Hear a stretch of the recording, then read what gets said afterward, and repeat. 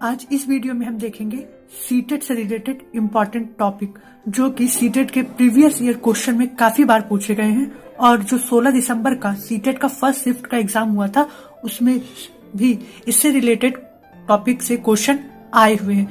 तो ये क्वेश्चन हमारे लिए काफी इम्पोर्टेंट हो जाते हैं, एक बार इन पे नजर जरूर डाल के जाइएगा। साथ ही हम इस वीडियो में देखेंगे सीटेट से रिलेटेड 5 पॉजिटिव पॉइंट और 5 निगेटिव की पॉइंट, जिससे आपको क्वेश्चन में जो ऑप्शन दिए रहते हैं उन ऑप्शन को एलिमिनेट करने में काफी ज्यादा हेल्प मिलेगी। अगर आपने क्वेश्चन में से 2 ऑप्शन को पहले ही एलिमिनेट कर दिया है और बाकी बचे 2 ऑप्शन में आपको एक पॉजिटिव कीवर्ड या एक निगेटिव कीवर्ड दिखाई पड़ जाता है, तो आप बहुत ही आसानी से आप अपने एक ऑप्शन को एलिमिनेट कर देंगे और अपने सही आंसर तक पहुंच जाएंगे। तो इस वीडियो को पूरा लास्ट तक देखिएगा साथ में, क्योंकि इसमें बीच में वो की पॉइंट भी पड़े हुए हैं। तो चलिए देखते हैं अपने इम्पोर्टेंट टॉपिक को। सबसे पहले जो इम्पोर्टेंट है इसमें सीटेट के टॉपिक पे मधुबनी चित्रकला से उसने काफी क्वेश्चन पूछे हुए हैं। तो जो ये चित्रकला है, ठीक है, देख लेते हैं इससे हमारे क्या क्या फैक्ट बनते हैं, क्योंकि सीटेट में सारे पॉइंट को देखना जरूरी होता है, क्योंकि ये एक 4 ऑप्शन देके उसमें भी ABCD के टाइप से क्वेश्चन पूछ लेता है। तो पॉइंट को अच्छे से देखिएगा, पता नहीं किस पॉइंट से वो कौन सा क्वेश्चन बना दे। तो जैसे दे रखा है मधुबनी चित्रकला, तो इससे बनने वाले इम्पोर्टेंट टॉपिक कौन कौन से हैं, तो है इन चित्रकला को बनाने में नील, हल्दी, फूल, पेड़ों के रंग आदि का इस्तेमाल किया जाता है। इससे दूसरा इसमें पॉइंट बनता है इन चित्रों में इंसान, जानवर, पेड़, फूल, पक्षी, मछलियां आदि दिखाए जाते हैं। साथ में यह लोक चित्रकला बहुत ही पुरानी है और इसका नाम मधुबनी नामक स्थान के नाम पे पड़ा है।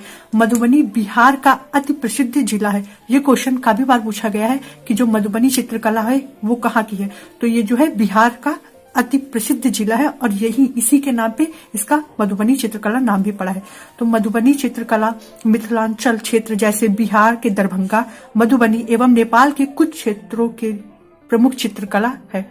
इसके साथ ही इसके रंगों को बनाने के लिए घरेलू चीजें जैसे हल्दी, केले के पत्ते, पीपल की छाल, पिसी हुई चावल के घोल आदि की आवश्यकता पड़ती है और इसी से इसमें हम मधुबनी चित्रकला में अपना बनाते हैं। तो ये रहे मधुबनी चित्रकला से बनने वाले कुछ इम्पोर्टेंट टॉपिक, इसी से वो घूम घुमा के क्वेश्चन पूछ लेता है। देखते हैं हमारा इसमें नेक्स्ट टॉपिक कौन सा है। टॉपिक है कांसा या ब्रॉन्ज।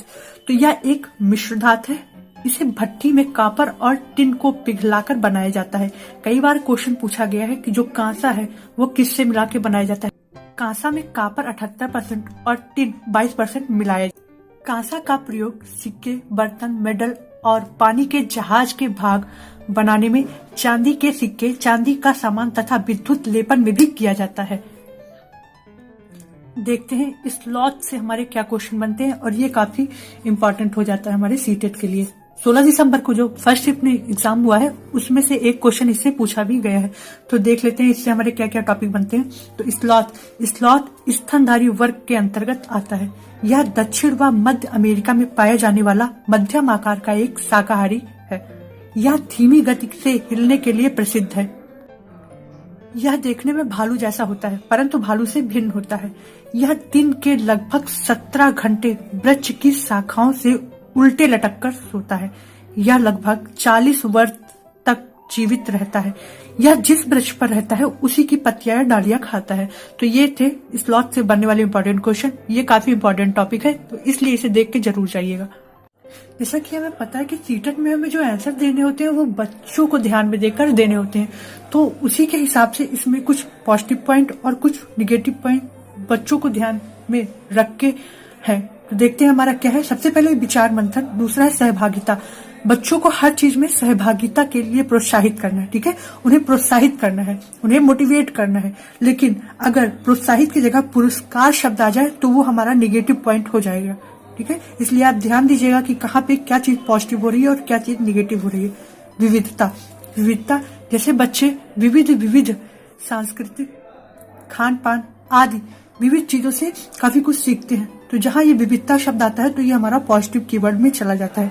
बच्चों को वास्तविक जीवन से रिलेटेड चीजें समझानी चाहिए और ये जीवन जो है वो हमारा पॉजिटिव कीवर्ड में आता है।